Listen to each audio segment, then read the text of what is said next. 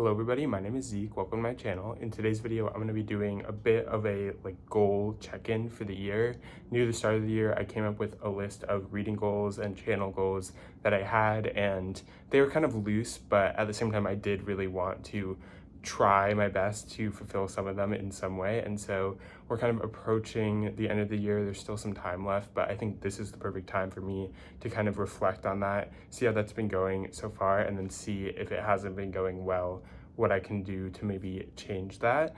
And so without further ado, I'm gonna just jump right into talking about what the goals were. So the first goal that I had was to read more new releases.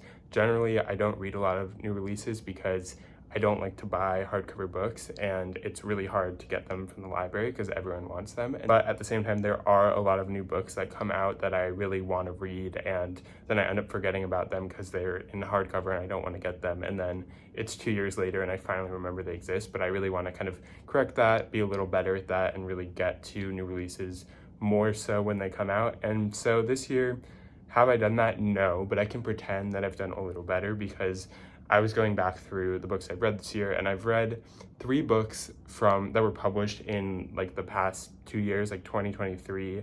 Some I think maybe the end of 2022, but I'm gonna pretend that's not true, and they're all from 2023. The first one I'm very proud about because it was actually on my anticipated books list from last fall, and I finally got to it this summer, so I guess not too proud because it's been a while, but that's Land of Milk and Honey by C. Pam Zing.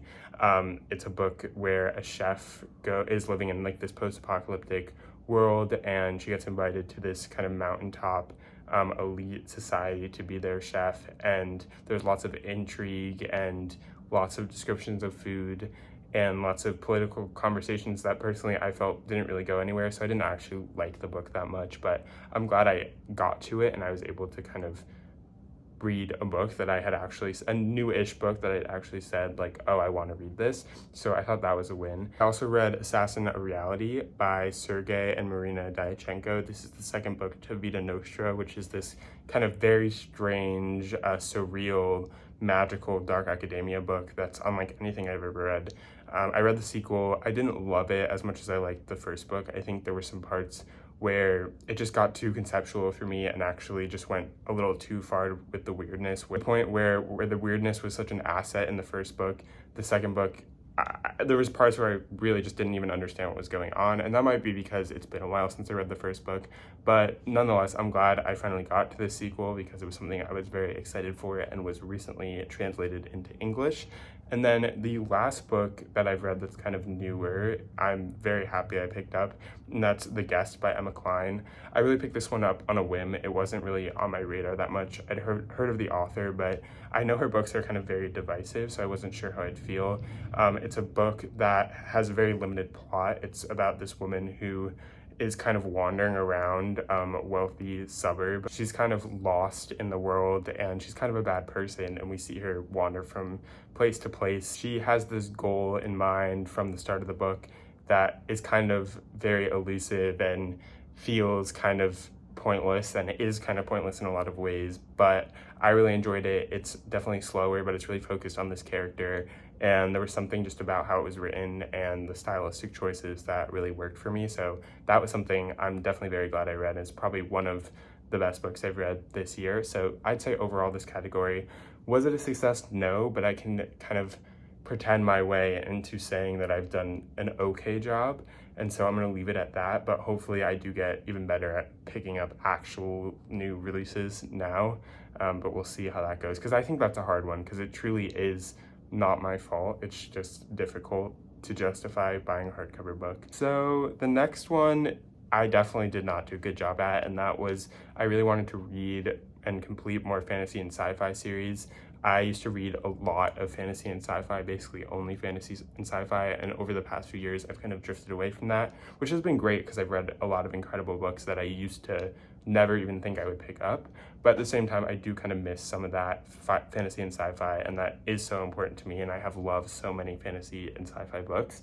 So I really wanted to complete some series that I had already started, like the Greenbone Saga, and there's this trilogy called the Bar Cormorant something trilogy, and I wanted to kind of finish those, maybe start some new ones. And I didn't do a great job. I didn't finish either of those two series that I mentioned, but at the same time, I did start the Three Body Problem trilogy, which is this really inventive sci-fi trilogy that is kind of about alien contact, but it's very conceptual, very intriguing, and very different than anything I've ever read. And I haven't read a lot of sci-fi. I mainly read a lot of fantasy, and so getting to see this sci-fi series that is really highly acclaimed and that I've enjoyed a lot has been a great time. However, I also only read the first two books of that. I didn't read the third yet. Hopefully I'll get to it at some point, but that's because I love the first book, and the second book I still liked, but I had more issues with, so it kind of dissuaded me from jumping right into the third, but I do think I will get to that soon. And also, even though I haven't read a lot of like series this year, I've picked up some standalones that I wanted to read for a while, which I would count as a success. So I read Remnant Population by Elizabeth Moon, which is about this kind of colony that is kind of told they have to leave where they are, and this old woman decides to stay behind, and so we follow her story. I don't want to give too much away because there's stuff that happens that's kind of spoily, but definitely very interesting, very different. Really enjoyed that. Also read Jonathan Strange and Mr. Norrell, which was on my list for a while, by Susanna Clarke, and because I read her other book, Pure Hennessy, and really loved it.